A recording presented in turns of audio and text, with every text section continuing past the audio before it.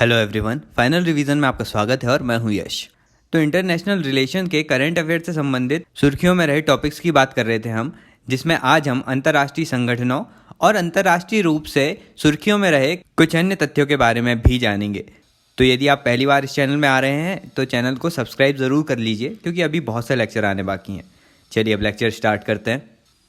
शुरुआत करते हैं अंतर्राष्ट्रीय संगठनों में संयुक्त राष्ट्र या यूनाइटेड नेशन से, जिसमें पहला टॉपिक आता है United nation security council non permanent seat. वर्ष 2021-22 के 2 वर्षीय कार्यकाल के लिए 55 सदस्यीय एशिया प्रशांत समूह के सभी देशों द्वारा यूनाइटेड नेशन सिक्योरिटी काउंसिल की एक अस्थायी सीट के लिए सर्वसम्मति से भारत की उम्मीदवारी का समर्थन किया गया है। यूएनएससी में 5 स्थायी सदस्यों के साथ साथ 10 अस्थायी सदस्य भी होते हैं। आवृत्ति और क्षेत्रीय आधार पर इन अस्थायी सीटों की सदस्यता के लिए चयन किया जाता है। 5 स्थायी सदस्यों में चीन, फ्रांस, रूस, ब्रिटेन और अमेरिका हैं। अब इन 10 अस्थायी सीटों को क्षेत्रीय आधार पर कुछ इस प्रकार बांटा गया है। पहला, अफ्रीकी और एशियाई देशों के लिए 5 सीट, पूर्वी यूरोपीय देशों के लिए 1 सीट, लैटिन अमेरिका और कैरिबियन देशों के लिए 2 सीट और पश्चिमी यूरोपीय व अन्य देशों के लिए 2 सीट। और इससे पहले भी इंडिया अस्थायी सदस्य के रूप में 7 बार अपनी सेवाएं दे चुका है। अब आगे बात करते हैं United Nation human right council के बारे में। तो यूनाइटेड नेशन जनरल असेंबली ने United Nation human right council के लिए 14 राष्ट्रों का चयन किया है। यूएनएचआरसी का गठन मार्च 2006 में संयुक्त राष्ट्र महासभा द्वारा मानव अधिकारों से संबंधित संयुक्त राष्ट्र की प्रमुख संस्था के रूप में किया गया था। इसमें 47 निर्वाचित सदस्य शामिल हैं और उनके परिषद की सीटों के 5 क्षेत्रीय समूहों में अफ्रीकी देशों की 13 सीटें, एशिया प्रशांत देशों की 13 सीटें, पूर्वी यूरोपीय देशों की 6 सीटें, लैटिन अमेरिका और कैरेबियन देशों की 8 सीटें और पश्चिमी यूरोप तथा अन्य देशों की 7 सीटें हैं। सदस्यों का चयन महासभा द्वारा गुप्त मतदान के माध्यम से होता है और अभी ये सभी 14 सदस्य 1 जनवरी 2020 से प्रारंभ होने वाले 3 वर्ष के कार्यकाल के लिए सेवारत रहेंगे। वर्तमान में भारत यूएनएचआरसी का निर्वाचित सदस्य है। वर्ष 2018 में अमेरिका द्वारा यूएनएचआरसी से अपनी सदस्यता का त्याग कर दिया गया था। अब बात करते हैं United nation peace keeping forces या संयुक्त राष्ट्र शांति सेना के बारे में। हाल ही में साउथ सुडान में तैनात भारतीय शांति सैनिकों ने प्रतिष्ठित यूएन मेडल प्राप्त किया है। यूएस पीस कीपिंग संघर्षरत देशों में दीर्घ स्थायी शांति स्थापित करने के लिए संयुक्त राष्ट्र संघ द्वारा विकसित एक उपाय है और पहला यूनाइटेड नेशन शांति मिशन मई 1948 में तब स्थापित किया गया था जब इजराइल और उसके अरब पड़ोसी राष्ट्रों के मध्य युद्ध विराम समझौते की निगरानी के लिए यूनाइटेड नेशन सिक्योरिटी काउंसिल ने मिडल ईस्ट में यूनाइटेड नेशन के सैन्य पर्यवेक्षकों के फॉर्मेशन को अधिकृत किया था और इसके कार्यों के लिए संयुक्त राष्ट्र शांति अभियानों का वित्तीय या उन्हें फाइनेंशियल मदद यूनाइटेड नेशन के सदस्य राष्ट्रों के सामूहिक अंशदान से होती है और शांति अभियानों के संचालन, प्रबंधन और प्रसार के लिए निर्णय लेने का कार्य संयुक्त राष्ट्र सुरक्षा परिषद का होता है। विगत 70 वर्षों में यूनाइटेड नेशन के विभिन्न शांति अभियानों में भारत के ही सर्वाधिक सैनिक शहीद हुए हैं। इस दौरान भारत से 168 सैन्य, पुलिस और असैन्य कर्मी अपने कर्तव्यों के निष्पादन के दौरान वीरगति को प्राप्त हुए। अब आगे बात करते हैं यूनाइटेड नेशन हैबिटेट या संयुक्त राष्ट्र पर्यावास के बारे में। हाल ही में भारत को यूनाइटेड नेशन हैबिटेट असेंबली के कार्यकारी बोर्ड के लिए चुना गया है। संयुक्त राष्ट्र पर्यावास सभा का प्रथम सत्र नैरोबी स्थित यूनाइटेड नेशन हैबिटेट के मुख्यालय में आयोजित किया गया। संयुक्त राष्ट्र पर्यावास सभा की विशेष theme innovation for better quality of life in cities and communities. अब बात करें संयुक्त राष्ट्र पर्यावास के बारे में, तो United Nation human settlement program या यूएन हैबिटेट मानव बस्तियों और संधारणीय शहरी विकास के लिए संयुक्त राष्ट्र का एक विशेष कार्यक्रम है। वर्ष 1976 में कनाडा के वैंकूवर में आयोजित human settlement and sustainable urban development habitat 1 पर पहले संयुक्त राष्ट्र सम्मेलन के परिणाम स्वरूप वर्ष 1978 में इसकी स्थापना की गई। अब आगे बात करते हैं अंतर्राष्ट्रीय न्यायालय या इंटरनेशनल कोर्ट ऑफ जस्टिस के बारे में। हाल ही में आईसीजे ने अपनी रिपोर्ट में उल्लेख किया है कि भारतीय नागरिक कुलभूषण जाधव के मामले में पाकिस्तान ने वीना कन्वेंशन के तहत अपने दायित्वों का उल्लंघन किया है। अब कन्वेंशन की बात करें तो 2 कन्वेंशंस आते हैं इसमें। पहला, Vienna convention on counsellor relation 1963, यह स्वतंत्र देशों के मध्य काउंसलर संबंधों के दिशा निर्देशों को परिभाषित करता है। यह दो कार्य करता है। पहला, काउंसलर देशों और देशवासियों के हितों की रक्षा करना, और दूसरा, दोनों देशों के मध्य वाणिज्यिक और आर्थिक संबंधों को आगे बढ़ाना। दूसरा कन्वेंशन है Vienna convention on diplomatic relation 1961। यह एक अंतर्राष्ट्रीय संधि है जो स्वतंत्र देशों के मध्य राजनयिक संबंधों के लिए एक रूपरेखा प्रदान करती है। यह एक राजनयिक मिशन के विशेषाधिकारों को निर्देशित करती है, जिससे राजनयिकों को मेजबान देश द्वारा बिना किसी दबाव या उत्पीड़न के भय के अपने कार्यों को करने में सक्षम बनाता है। अब इसी में बात करें इंटरनेशनल कोर्ट ऑफ जस्टिस के बारे में, तो इसकी स्थापना 1946 में हुई। यह विश्व न्यायालय भी कहा जाता है। यह संयुक्त राष्ट्र का एक आधिकारिक न्यायिक निकाय है। इसका मुख्यालय हेग स्थित पीस पैलेस में नीदरलैंड में है। इसका अधिकार क्षेत्र संयुक्त राष्ट्र के सदस्य देशों पर होता है। इसके अंतर्गत संप्रभुता, सीमा विवाद, समुद्री विवाद, व्यापार, प्राकृतिक संसाधन, मानवाधिकार, संधि उल्लंघन, संधि की व्याख्या और अन्य मामले आते हैं। अब आईसीजे में इसके निर्णय के संबंध में अपील का प्रावधान नहीं है, और विवादास्पद मामले में आईसीजे का निर्णय सदस्यों के लिए बाध्यकारी होता है, और यदि कोई राष्ट्र इसके निर्णय का अनुपालन करने में विफल होता है तो इस मुद्दे को संयुक्त राष्ट्र सुरक्षा परिषद के समक्ष प्रस्तुत किया जाता है, जिसके पास प्रवर्तन के संबंध में समीक्षा, अनुशंसा और निर्णय लेने का अधिकार होता है। चलिए अब इसी टॉपिक से रिलेटेड इंटरनेशनल क्रिमिनल कोर्ट के बारे में बात करें। आईसीसी, जो कि 2002 में स्थापित हुआ था, यह संयुक्त राष्ट्र से अलग एक स्वतंत्र न्यायिक निकाय है। यह यूनाइटेड नेशन सिक्योरिटी काउंसिल द्वारा संदर्भित मामलों की सुनवाई करता है। इसका मुख्यालय भी हेग नीदरलैंड में है, और इसके अंतर्गत नरसंहार, मानवता के विरुद्ध अपराध, युद्ध अपराध, आक्रामकता संबंधी अपराध आदि शामिल होते हैं। अब इसी क्षेत्र की एक और संस्था permanent court of arbitration PCA, जिसकी स्थापना 1899 में हुई, उसके बारे में जानते हैं। यह भी संयुक्त राष्ट्र से अलग एक स्वतंत्र न्यायिक निकाय है। लेकिन भले ही यह संगठन एक संयुक्त राष्ट्र की एजेंसी नहीं है, लेकिन संयुक्त राष्ट्र का एक आधिकारिक पर्यवेक्षक जरूर है। इसका भी मुख्यालय हेग स्थित पीस पैलेस में है। इसके अधिकार क्षेत्र में इसके सदस्य राष्ट्र, अंतर्राष्ट्रीय संगठन या निजी पक्षकार सम्मिलित होते हैं। पीसीए के अंतर्गत प्रादेशिक और समुद्री सीमाएं, संप्रभुता, मानवाधिकार, अंतर्राष्ट्रीय निवेश और अंतर्राष्ट्रीय तथा क्षेत्रीय व्यापार आदि आते हैं। चलिए अब आगे बात करते हैं comprehensive nuclear test ban treaty organisation CTBTO के बारे में। हाल ही में भारत को एक पर्यवेक्षक के रूप में सीटीबीटीओ में सम्मिलित होने के लिए आमंत्रित किया गया है। यह एक बहुपक्षीय संधि है जो सभी प्रकार के परमाणु परीक्षणों, असैन्य या सैन्य दोनों उद्देश्यों के लिए सभी परीक्षणों को सभी प्रकार के परिवेश में प्रतिबंधित करती है। लेकिन आरंभ से ही भारत ने इसकी भेदभावपूर्ण प्रकृति के आधार पर कभी भी इसका समर्थन नहीं किया। इसे वर्ष 1996 में यूनाइटेड नेशन जनरल असेंबली द्वारा अंगीकृत किया गया और देशों को हस्ताक्षर करने के लिए आमंत्रित किया गया। अब तक 184 देशों ने इस पर हस्ताक्षर किए हैं। इनमें 168 देशों ने इसकी अभिपुष्टि भी कर दी है। इसमें शामिल होने वाला अंतिम देश घाना था, जो 14 जून 2011 में शामिल हुआ था। और अभी तक भारत, उत्तर कोरिया और पाकिस्तान ने इस संधि पर हस्ताक्षर नहीं किए हैं, ना ही इसका अनुसमर्थन किया है। और वहीं चीन, मिस्र, ईरान, इजराइल और यूएसए ने इस संधि पर हस्ताक्षर तो किए, लेकिन अब तक इसका रेटिफिकेशन या अनुसमर्थन नहीं किया है। अब आगे परमाणु मुक्त विश्व के लिए अन्य पहलों की यदि बात करें तो इसमें पहला आता है परमाणु हथियार निषेध संधि 2017। यह 20 वर्षों की वार्ताओं के फलस्वरूप परमाणु के निशस्त्रीकरण के लिए प्रथम बहुपक्षीय विधिक रूप से बाध्यकारी संधि है।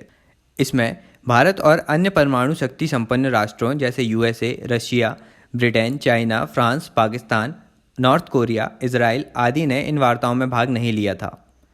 आगे आता है निशस्त्रीकरण पर सम्मेलन। तो इसे वर्ष 1979 के अंतर्राष्ट्रीय समुदाय के लिए एक बहुपक्षीय निशस्त्रीकरण वार्ता मंच के रूप में गठित किया गया था। भारत इसके 65 सदस्यों में से एक है। इसके बाद आता है एनपीटी परमाणु अप्रसार संधि 1968। इसका उद्देश्य परमाणु हथियारों और तकनीकों के प्रसार को रोकना, परमाणु ऊर्जा के शांतिपूर्ण उपयोग में सहयोग को बढ़ावा देना और परमाणु निशस्त्रीकरण तथा सामान्य और पूर्ण निशस्त्रीकरण के लक्ष्य को बढ़ावा देना है। Bharat, Israel, north Korea, Pakistan और साउथ सूडान इस संधि के पक्षकार नहीं हैं। अब आगे बात करते हैं ग्रुप ऑफ 20 या G20 के बारे में। तो हाल ही में G20 देशों ने कोरोना से संबंधित वार्तालाप के लिए एक वर्चुअल समिट आयोजित कराया था मार्च 2020 में, और G20 का 15वां शिखर सम्मेलन 2020 का रियाद, सऊदी अरेबिया में संपन्न होना प्रस्तावित है। इससे पहले 14वां शिखर सम्मेलन 2019 में जापान के ओसाका शहर में हुआ था। बात करें G20 की, तो यह 19 राष्ट्रों और यूरोपीय यूनियन की सरकारों और इनके केंद्रीय बैंक के गवर्नरों के लिए एक अंतर्राष्ट्रीय मंच है। G20 को 1997-98 के एशियाई वित्तीय संकट के पश्चात वित्तीय स्थिरता से संबंधित नीतियों पर वार्ता करने के लिए 1999 में इसका गठन किया गया था। इसका पहला शिखर सम्मेलन दिसंबर 1999 में बर्लिन में आयोजित किया गया, और अब यह वैश्विक अर्थव्यवस्था के महत्वपूर्ण मुद्दे पर चर्चा करने के लिए प्रमुख औद्योगिक और विकासशील देशों को एक मंच प्रदान करता है। भारत द्वारा 2022 में पहली बार G20 के शिखर सम्मेलन की मेजबानी की जाएगी। आगे बात करते हैं ब्रिक्स के बारे में। हाल ही में ब्राज़ील के ब्राज़ीलिया सिटी में 11वें ब्रिक्स शिखर सम्मेलन का आयोजन किया गया। इसकी थीम थी economic growth for an innovative future. अब ब्रिक्स के बारे में बैकग्राउंड देखें तो 2001 में ब्रिटिश अर्थशास्त्री जिम ओ नील ने ब्रिक की संकल्पना प्रस्तुत की थी। औपचारिक रूप से इसे वर्ष 2006 में स्थापित किया गया। मूल रूप से ब्राज़ील, भारत, रूस और चाइना ही इसमें शामिल थे। 2009 में पहला ब्रिक्स शिखर सम्मेलन रशिया में आयोजित किया गया। इसके बाद 2010 में ब्राज़ील में आयोजित शिखर सम्मेलन में साउथ अफ्रीका को इसमें शामिल किया गया और समूह का नाम ब्रिक्स पड़ा। अब ब्रिक्स के द्वारा न्यू डेवलपमेंट बैंक की स्थापना की गई। ब्रिक्स के प्रत्येक राष्ट्र का इसकी पूंजी में समान योगदान होता है और सभी को मतदान का समान अधिकार प्रदान किया जाता है। इसके अलावा लघु अवधि की तरलता मांगों से निपटने के लिए $100 अरब के आरंभिक कोष के साथ कॉन्टिजेंट रिजर्व अरेंजमेंट CRA की भी स्थापना की है ब्रिक्स ने। और नेशनल डेवलपमेंट बैंक और CRA दोनों वर्ष 2014 में फोर्टालेजा में आयोजित ब्रिक्स शिखर सम्मेलन के ही परिणाम हैं। और वर्ष 2019 में ब्राज़ीलिया में एक विमेन बिजनेस अलायंस का आरंभ किया गया। अगला टॉपिक है शंघाई कोऑपरेशन ऑर्गेनाइजेशन।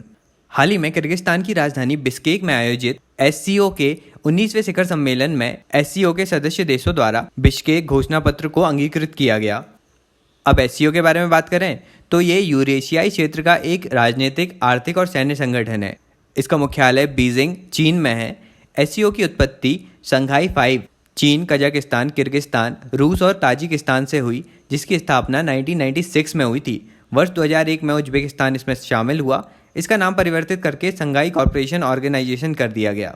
वर्तमान में इसके 8 देशों में भारत और पाकिस्तान भी शामिल हैं और 4 ऑब्जर्वर स्टेट्स हैं, अफगानिस्तान, बेलारूस, इराक और मंगोलिया। SCO के कार्य संचालन की आधिकारिक भाषाएं चाइनीज़ और रशियन हैं। चलिए अब अगले टॉपिक में बात करते हैं नाटो के बारे में, नॉर्थ अटलांटिक ट्रीटी ऑर्गेनाइजेशन। हाल ही में नाटो का शिखर सम्मेलन लंदन में आयोजित किया गया। यह नाटो की 70वीं वर्षगांठ थी। नाटो 29 उत्तरी अमेरिकी और यूरोपीय राष्ट्रों का एक अंतर सरकारी सैन्य संगठन है। यह 4 अप्रैल 1949 को हस्ताक्षरित नॉर्थ अटलांटिक ट्रीटी को कार्यान्वित करता है। नाटो कलेक्टिव डिफेंस के सिद्धांत पर आधारित है। इसका मुख्यालय ब्रुसेल्स के हरेन में स्थित है। अब अगला टॉपिक आता है कॉमनवेल्थ या राष्ट्रमंडल। तो हाल ही में मालदीव के राष्ट्रमंडल में पुनः शामिल होने से इस वैश्विक संगठन में राष्ट्रों की कुल संख्या 54 हो गई है। यह एक राजनीतिक संघ है। राष्ट्रमंडल के सभी सदस्य राष्ट्रों को कॉमनवेल्थ चार्टर के मूल्यों और सिद्धांतों के प्रति अपनी सहमति व्यक्त करनी होती है, जिसमें स्वतंत्रता, लोकतांत्रिक समाजों के विकास तथा शांति व समृद्धि को बढ़ावा देने के प्रति प्रतिबद्धता शामिल है। इस संगठन के मुख्य 2 संस्थान हैं। पहला राष्ट्रमंडल सचिवालय, जो अंतर सरकारी पहलों पर केंद्रित है, और दूसरा राष्ट्रमंडल फाउंडेशन, जो कि गैर सरकारी संबंधों पर केंद्रित है। और कॉमनवेल्थ नेशन का गठन वर्ष 1949 में लंदन घोषणा पत्र के द्वारा किया गया था। अब आगे बात करते हैं organisation of petroleum exporting countries OPEC के बारे में। तो हाल ही में इक्वाडोर ने ओपेक की सदस्यता त्याग दी है। ओपेक एक अंतर सरकारी संगठन है जिसके निर्धारित उद्देश्यों में पेट्रोलियम उत्पादों के लिए उचित और स्थिर कीमतों को बनाए रखने के लिए सदस्य देशों के मध्य पेट्रोलियम नीतियों का समन्वय और एकीकरण करना आता है। इसका मुख्यालय वियना, ऑस्ट्रिया में है। इसकी स्थापना 1960 में बगदाद सम्मेलन में की गई थी। इराक, ईरान, कुवैत, सऊदी अरब और वेनेजुएला ओपेक के संस्थापक सदस्य हैं। अब आगे बात करते हैं आर्कटिक काउंसिल के बारे में। तो हाल ही में भारत को आर्कटिक काउंसिल के पर्यवेक्षक के रूप में पुनः निर्वाचित किया गया है। इससे पहले पहली बार वर्ष 2013 में भारत को पर्यवेक्षक के रूप में निर्वाचित किया गया था। आर्कटिक काउंसिल की स्थापना 8 आर्कटिक राष्ट्रों Canada, Denmark, Finland, Iceland, Norway, Sweden, Russia और यूएसए द्वारा 1996 के ओटावा घोषणा पत्र के माध्यम से की गई थी। यह एक प्रमुख अंतर सरकारी मंचों में से एक है जिसका उद्देश्य वैज्ञानिक अनुसंधान तथा क्षेत्र में संसाधनों के शांतिपूर्ण और सतत उपयोग सहित आर्कटिक क्षेत्र से संबंधित मुद्दों पर चर्चा करना है। यह काउंसिल आर्कटिक क्षेत्र में संसाधनों के व्यावसायिक दोहन को प्रतिबंधित नहीं करती और न ही संसाधनों का आवंटन करती है। अब बात करें कि भारत और आर्कटिक क्षेत्र में क्या संबंध रहे हैं, तो इस क्षेत्र में हिमाद्री नामक भारत के एकमात्र अनुसंधान केंद्र की स्थापना 2008 में की गई थी। 2018 में national centre for Arctic and ocean research का नाम परिवर्तित करके national centre for polar and ocean research कर दिया गया और इस NCPOR ने आइस ब्रेकर पोत तक पहुंच स्थापित करने के लिए FESCO ट्रांसपोर्टेशन ग्रुप के साथ एक अनुबंध पर हस्ताक्षर किए हैं, क्योंकि वर्तमान में भारत के पास ध्रुवीय क्षेत्र के लिए उपयुक्त पोत का अभाव है। इसके अलावा भारत की ONGC विदेश के पास रशिया की वैनकॉर्नेफ्ट परियोजना में 26% की हिस्सेदारी है, जो कि साइबेरिया के वंकोर क्षेत्र से हाइड्रोकार्बन का उत्पादन करेगी। इसके अलावा इंड-आर्क या इंड-ARC आर्कटिक क्षेत्र में भारत की पहली वैधशाला है। आगे बात करते हैं कैरिबियन कम्युनिटी या कैरिकॉम के बारे में। तो हाल ही में भारतीय प्रधानमंत्री द्वारा न्यूयॉर्क में आयोजित प्रथम इंडिया कैरिकॉम लीडर समिट को संबोधित किया गया।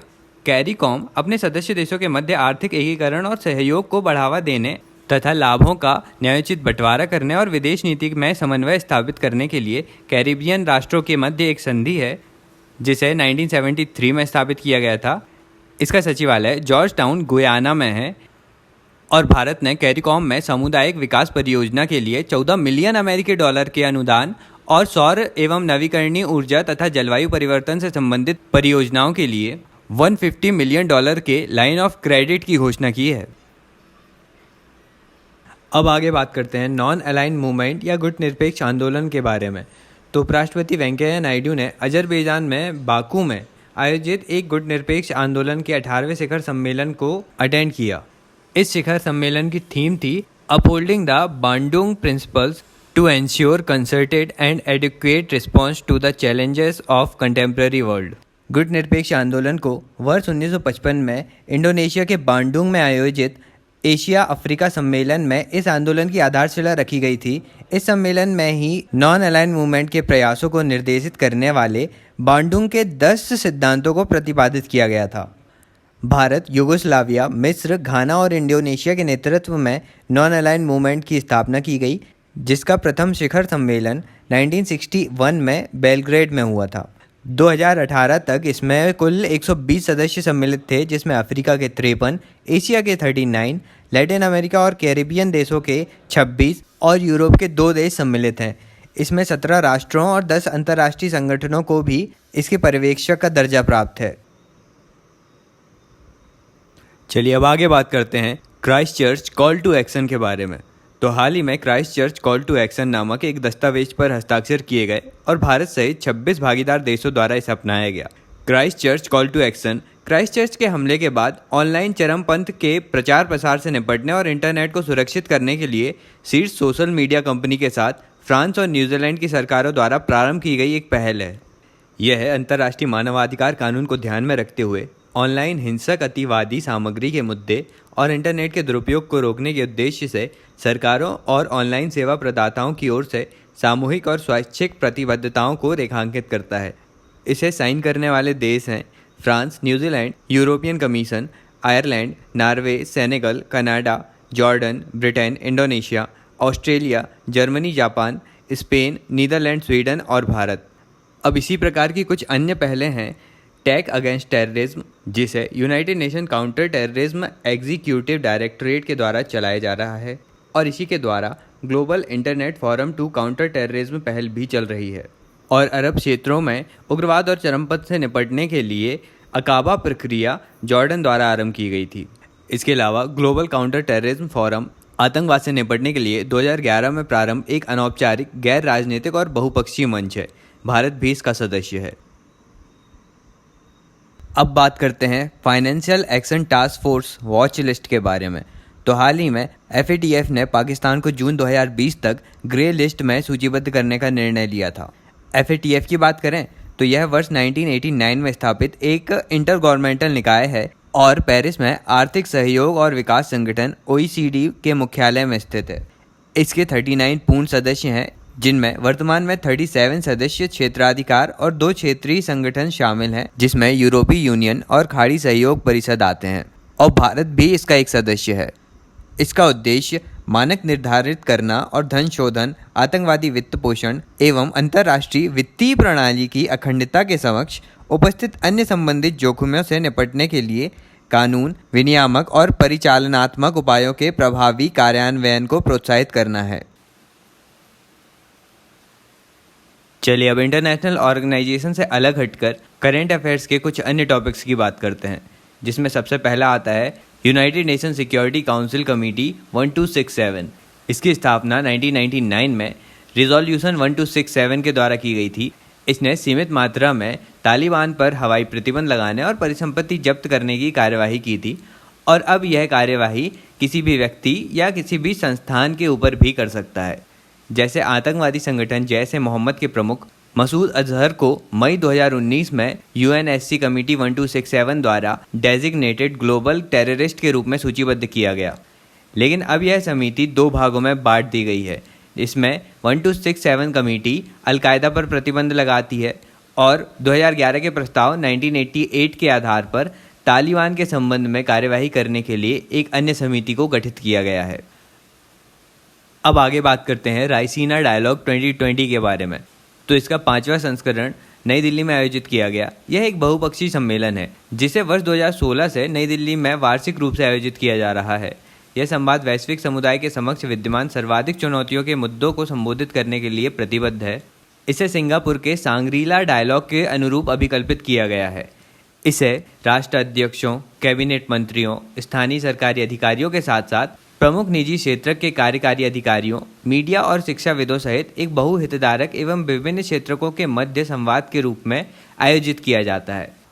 और इस सम्मेलन को भारत सरकार के विदेश मंत्रालय के सहयोग से ऑब्जर्वर रिसर्च फाउंडेशन द्वारा आयोजित किया जाता है। अब अगला टॉपिक आता है भारत और ब्राज़ील के मध्य सामाजिक सुरक्षा समझौता। तो हाल ही में केंद्रीय मंत्रिमंडल ने भारत और ब्राज़ील के मध्य सामाजिक सुरक्षा समझौते पर हस्ताक्षर करने के लिए अपनी स्वीकृति प्रदान की है। यह ब्रिक्स देशों के मध्य इस प्रकार का पहला समझौता है। अब यह सोशल सिक्योरिटी एग्रीमेंट भारत एवं किसी विदेशी राष्ट्र के मध्य एक द्विपक्षीय समझौता होता है, जो लघु अवधि के लिए विदेशों में कार्यरत भारतीय पेशेवरों, कुशल श्रमिकों के हितों की रक्षा के लिए अभिकल्पित है। यह भारतीय कंपनियों की प्रतिस्पर्धात्मकता में वृद्धि के लिए कुछ इस प्रकार लाभ प्रदान करेगा, जैसे डिटैचमेंट या असंबद्धता, एक्सपोर्टेबिलिटी या निर्यात योग्यता, और टोटलाइजेशन या एकत्रीकरण जैसे लाभ प्रोवाइड करेगा। वर्तमान में भारत द्वारा 18 देशों के साथ सोशल सिक्योरिटी एग्रीमेंट्स पर साइन किए गए हैं, जिसमें आते हैं ऑस्ट्रेलिया, ऑस्ट्रिया, बेल्जियम, कनाडा, चेक रिपब्लिक और डेनमार्क आदि। चलिए अब इनके आगे एक बहुत इंपॉर्टेंट टॉपिक सुर्खियों में रहे कुछ सैन्य अभ्यासों की बात करते हैं। तो अब मैं अभ्यास का नाम और ये अभ्यास किन देशों के मध्य होते हैं उनके बारे में एक एक करके बताता हूँ। तो स्टार्ट करते हैं। इंडो थाई कॉर्पेट, यह भारतीय नौसेना और रॉयल थाई नौसेना के मध्य अभ्यास है। फिर सिटमैक्स, जो कि सिंगापुर, थाईलैंड और भारत के मध्य समुद्री अभ्यास है। इसके बाद है मैत्री, भारत और थाईलैंड के मध्य संयुक्त सैन्य अभ्यास। युद्ध अभ्यास, भारत और अमेरिकी सेनाओं के मध्य संयुक्त सैन्य अभ्यास है। टाइगर ट्रायम्फ, भारत और संयुक्त राज्य अमेरिका के मध्य त्रिसेवा संयुक्त अभ्यास है। मालाबार एक्सरसाइज, भारत, जापान और USA के मध्य समुद्री अभ्यास है। Counter terrorism table top exercise CTTTX, quad देशों अमेरिका, भारत, जापान और ऑस्ट्रेलिया के मध्य आतंकवाद रोधी अभ्यास है। टी सेंटर, यह व्यापक स्तर पर किए जाने वाले सैन्य अभ्यास की वार्षिक श्रृंखला रूसी सशस्त्र बलों के वार्षिक प्रशिक्षण चक्र का हिस्सा है। 2019 में भारत ने भी इसमें हिस्सा लिया था। नॉमेडिक एलिफेंट एक्सरसाइज, भारत और मंगोलियाई संयुक्त सैन्य प्रशिक्षण अभ्यास है। अभ्यास शक्ति भारत और फ्रांस की सेनाओं के मध्य द्विवार्षिक अभ्यास है। अभ्यास गरुण 6 भारत और फ्रांसीसी वायुसेना के मध्य अभ्यास है। अभ्यास सूर्य किरण 14 भारत नेपाल के मध्य संयुक्त सैन्य अभ्यास है। अभ्यास मित्र शक्ति 7 भारत श्रीलंका के मध्य संयुक्त सैन्य अभ्यास है। स्लिनेक्स भारत और श्रीलंका के मध्य समुद्री अभ्यास है। अभ्यास संप्रीति 9 भारत और बांग्लादेश के मध्य सैन्य अभ्यास है। जायर अल बहर एक्सरसाइज भारत और कतर की नौसेनाओं के मध्य संयुक्त समुद्री अभ्यास है। 10 तलिक भारत और उज्बेकिस्तान के मध्य प्रथम संयुक्त सैन्य अभ्यास है। हैंड इन हैंड भारत और चाइना के मध्य सैन्य अभ्यास है। एक्सरसाइज इंद्र भारत और रशिया के मध्य संयुक्त त्रिसेवा अभ्यास है। इंद्रधनुष 5 एक्सरसाइज भारतीय वायुसेना और यूनाइटेड किंगडम की रॉयल एयरफोर्स के मध्य अभ्यास है। अजय वारियर भारत और यूनाइटेड किंगडम के मध्य संयुक्त सैन्य अभ्यास है। इंडियन स्पेस एक्स भारत का प्रथम छद्म अंतरिक्ष युद्ध अभ्यास है। मिलन एक्सरसाइज भारतीय नौसेना द्वारा आयोजित बहुपक्षीय नौसैनिक अभ्यास है। और अंत में आता है ऑपरेशन हिम विजय, जो अरुणाचल प्रदेश में चीन के विरुद्ध आक्रामक क्षमताओं का परीक्षण करने के लिए भारतीय सेना द्वारा आयोजित किया गया था। चलिए अब आगे कुछ अन्य इंपॉर्टेंट टॉपिक्स की बात करते हैं, जिसमें पहला आता है European bank for reconstruction and development EBRD। हाल ही में भारत EBRD का 69वां शेयर धारक सदस्य बन गया है। EBRD एक बहुपक्षीय विकास बैंक है जिसे बर्लिन की दीवार के पतन के बाद उभरते हुए यूरोप में निजी और उद्यमशील पहलों को बढ़ावा देने के लिए 1991 में स्थापित किया गया था। इसका मुख्यालय लंदन में स्थित है। यह 3 महाद्वीपों की 38 उभरती हुई अर्थव्यवस्थाओं में निवेश करता है और निवेश का उद्देश्य देशों को अधिक प्रतिस्पर्धी, बेहतर शासन आधारित, हरित, अधिक समावेशी, अधिक उदार और अधिक एकीकृत बनाना है। अब भारत को EBRD में शेयरधारिता तो प्राप्त है, लेकिन यह EBRD से वित्त पोषण का प्राप्तकर्ता नहीं होगा। इसकी सदस्यता भारतीय कंपनियों को EBRD के कार्य क्षेत्र में संयुक्त निवेश करने में सक्षम बनाएगी। अब बात करते हैं सार्क डेवलपमेंट फंड के बारे में। सार्क डेवलपमेंट फंड के भागीदार सम्मेलन 2018 का आयोजन न्यू दिल्ली में किया गया था। इसकी स्थापना सार्क के सभी 8 सदस्य देशों के प्रमुख द्वारा अप्रैल 2010 में थिम्फू, भूटान में आयोजित 16वें सार्क सम्मेलन के दौरान की गई थी। इसका सचिवालय भूटान की राजधानी थिम्फू में ही है और इसकी गवर्निंग काउंसिल में सभी सार्क देशों के वित्त मंत्री शामिल होते हैं। और इसका गठन सार्क के सभी देशों के विकास परियोजनाओं और कार्यक्रमों के लिए एक अम्ब्रेला वित्तीय तंत्र के रूप में किया गया था। यह 3 क्षेत्रों जैसे सामाजिक क्षेत्र, आर्थिक क्षेत्र, अवसंरचना क्षेत्र आदि के माध्यम से दक्षिण एशिया क्षेत्र में परियोजनाओं का वित्तीयन करेगा। अगला टॉपिक है SM या एशिया यूरोप मीटिंग।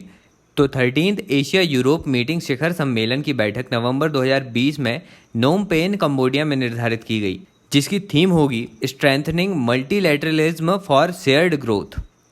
SM के बारे में बात करें तो यह इंटर गवर्नमेंटल प्रक्रिया है जिसे 1996 में 51 एशियाई और यूरोपीय देशों तथा 2 संस्थागत भागीदारों जिसमें यूरोपियन यूनियन और आसियान आते हैं, इनके मध्य वार्ता और सहयोग को बढ़ावा देने के लिए स्थापित किया गया है। भारत 2006 में SM में शामिल हुआ, लेकिन यह 1 जनवरी 2007 को प्रभावी हुआ था और भारत ने पहली बार 2008 में इसके शिखर सम्मेलन में भागीदारी की थी।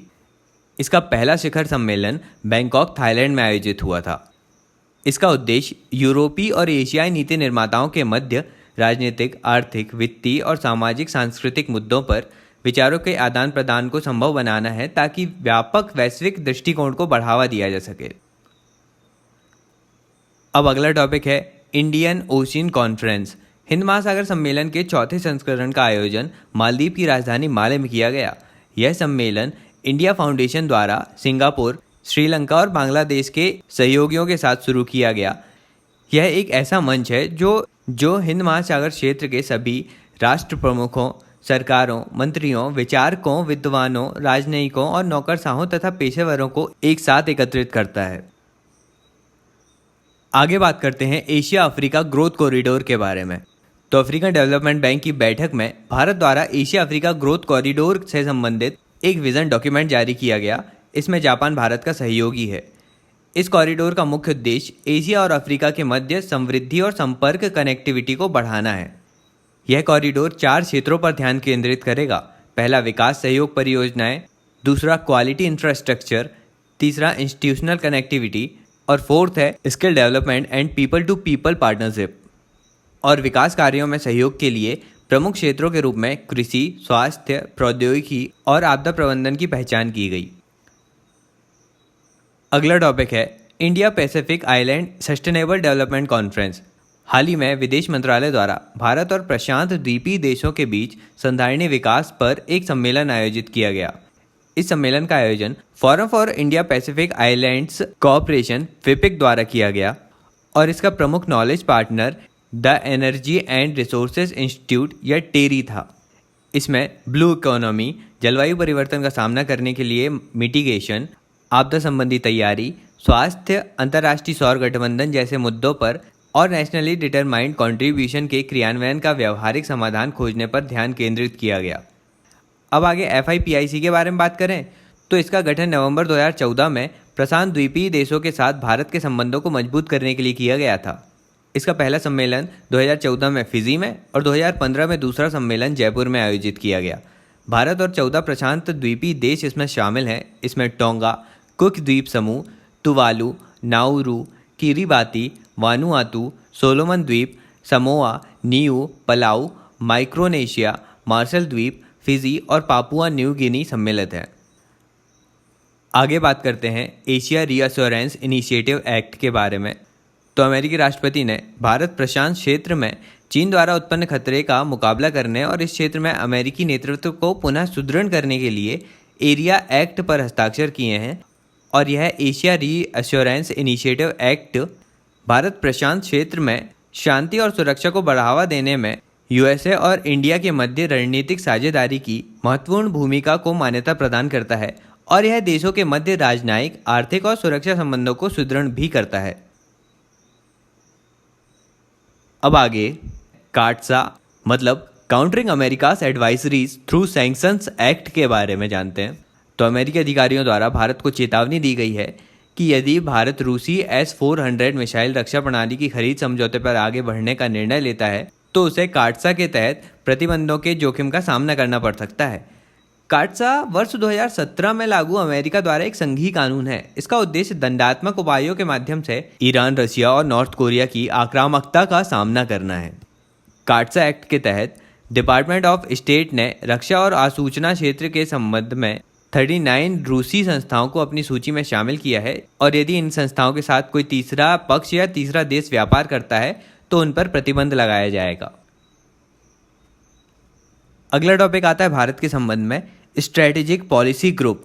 तो यह SPG या रणनीतिक नीति समूह का पुनर्गठन कर राष्ट्रीय सुरक्षा सलाहकार को इसका अध्यक्ष बनाया गया है। SPG को 1999 में स्थापित किया गया था। यह राष्ट्रीय सुरक्षा परिषद की संरचना का पहला स्तर है और यह नेशनल डिफेंस रिव्यू को प्रकाशित करने के लिए भी अधिकृत होता है।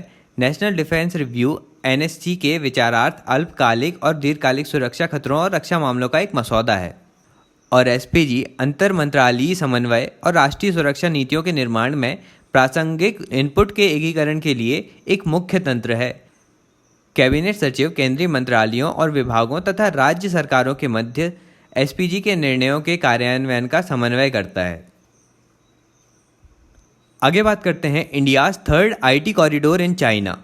तो हाल ही में भारत के NASSCOM ने चीन में भारत का तीसरा IT गलियारा विकसित करने में सहायता के लिए चीन के जियांगजू प्रांत के साथ साझेदारी की है। इससे विशाल चीन बाजार में भारतीय IT फर्मों को बाजार पहुंच प्रदान करने में सहायता मिलेगी। भारत कई वर्षों से द्विपक्षीय व्यापार घाटे को कम करने के लिए चीन में भारतीय IT और दवा कंपनियों को बाजार पहुंच प्रदान करने की मांग करता रहा है। चलिए अब आगे बात करते हैं भारत नॉर्डिक सम्मेलन के बारे में। तो अप्रैल 2018 में स्टॉकहोम में पहला भारत नॉर्डिक सम्मेलन का आयोजन किया गया। नॉर्डिक देशों में स्वीडन, नॉर्वे, फिनलैंड, डेनमार्क और आइसलैंड आते हैं और इससे पहले नॉर्डिक देशों के ऐसे एकमात्र सम्मेलन का आयोजन तत्कालीन अमेरिकी राष्ट्रपति बराक ओबामा के साथ किया गया था। चलिए तो यहीं पर हमने इंटरनेशनल रिलेशन से रिलेटेड सभी इंपॉर्टेंट टॉपिक्स को डिस्कस कर लिया। आज का लेक्चर बस यहीं रोकते हैं।